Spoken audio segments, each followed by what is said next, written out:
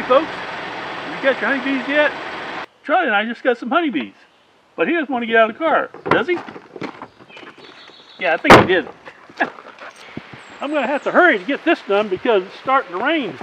Another way to get bees is to set up a swarm trap. So that's one way, but it's probably not just for beginners.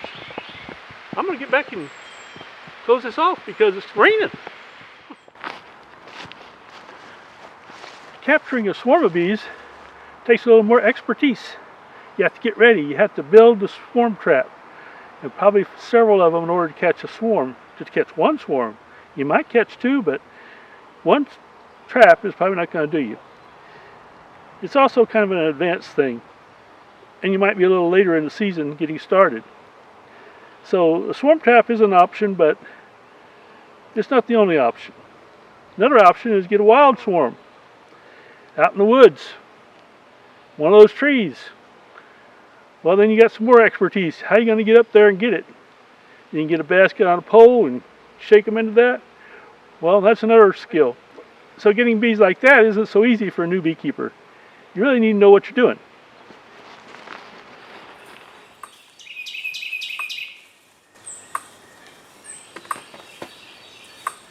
Another way you can get your bees is with a package of bees. Now, a package of bees would be great for someone who already has some drawn comb, such as this. The bees have already drawn that, the honey's been extracted, and now it's ready to load up again. So if you've got hives that have extracted comb in it, that's a great way to use it. This is plastic foundation. It's double coated with wax so that the bees will take to it. The cells are built just like the cells the bees would build. And then this is drawn out comb from a hive that I had last year that the honey's been extracted from. The bees don't have to do as much work if you've got drawn comb as they would if you got just plastic foundation. It's starting to rain, so I'm going to have to quit this for a few minutes and come back. We'll see you then. Now it's stopped raining, and you can see this little nuke has used up about a quarter of the sugar syrup that I put on there. It was 1-to-1 mix of sugar syrup. 1 quart would be half full of sugar and 1 quart would be half full of water. That makes sugar syrup. You just warm it up in warm water. It doesn't have to be on the stove. Just let it stir it up and stir it all up. Yeah, stir it up, and then you can watch it mix in there, and it will eventually become go from the solid sugar to the gnats are bad out here. Go from a solid sugar to syrup. I see the bees are out here in the nuke. They're flying around, sure enough. Well folks, it's been an interesting day. The sun's been coming out, then the clouds are coming out, then it rains, and then the sun comes out again. And yeah, my white balance has to be changed all the time. So I decided to get in the shade and see if we couldn't do better with that. Let's talk nuke boxes. First of all, we have the easy nuke, which is likely what your bees are going to come in, or where it went a very simple, there goes an ant, or a very similar box. The thing with this, it's got a little door here. I doubt that you can see it, but you can open it like that and let the bees out. Now, you're probably not going to do it with your arm in here. You're going to have lots of bees in here. But anyway, that's the way it works. Then you can close it back again. And I reuse these boxes quite often. This here is one I made myself. It's missing a bottom board for the moment. I heard on one of Bob Binney's videos that if you painted a face or something on there, the bees would more likely find their way home. So I tried it. Then along here, I got from Blue Ridge Honey Company. This is a wax-dipped beehive, a nuke, and I put a robbing screen on here.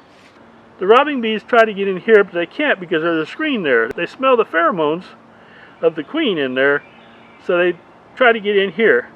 But the bees that come out of the box know that there's a hole up here, and they don't go in here. They come back into this hole.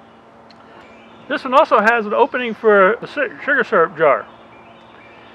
It's the same size as your regular quart jar lids, and so you just turn it upside down, and I'll show you one of those in a minute.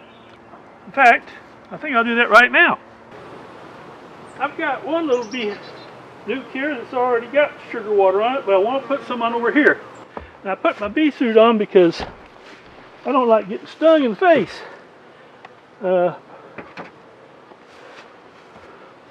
So we're going to pop this off here. We probably won't see many bees. Nope, not many. But let's just take a look inside. Maybe you'd find that interesting. Let's see. Yeah, nice and calm. I've got a couple of pollen patties in there. We'll put them back in here, but I'm going to shake them off because, yeah, they were on that. That wasn't a good idea. I woke them up. Okay, I'm going to put them back on here. Got a little spacer for the pollen patties. And on here we have a hole with a jar. So I put that on there. And there, we're done. That little bee's going to have to find its own way home. Isn't that cool? Yeah, I forgot about the spacer. So that's all I really need to do today. In beekeeping, there's always something you got to double check. Because sure enough, you'll forget something. And I forgot to turn sound on my camera.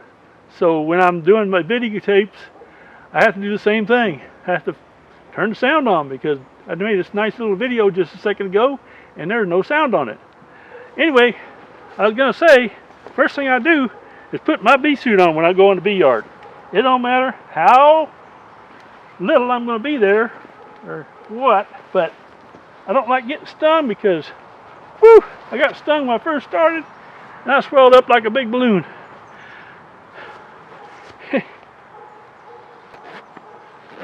These days it's not much, it won't hurt because I got used to it. I don't swell up as much, and so I can go into a hive usually without getting stung at all because I usually wear gloves, in fact.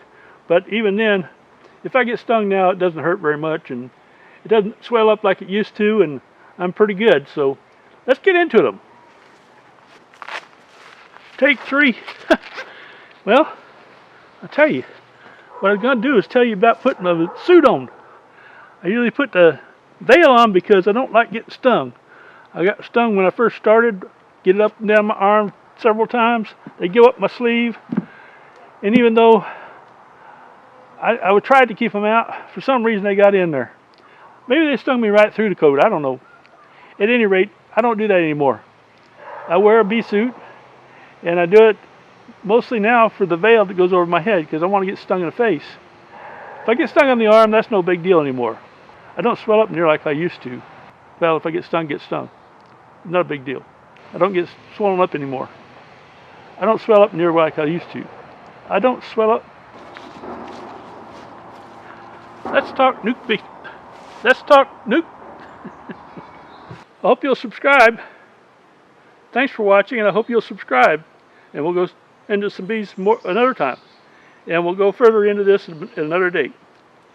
And I'll go further into this on another date. Thank you for watching. So if you have a package of... shoot.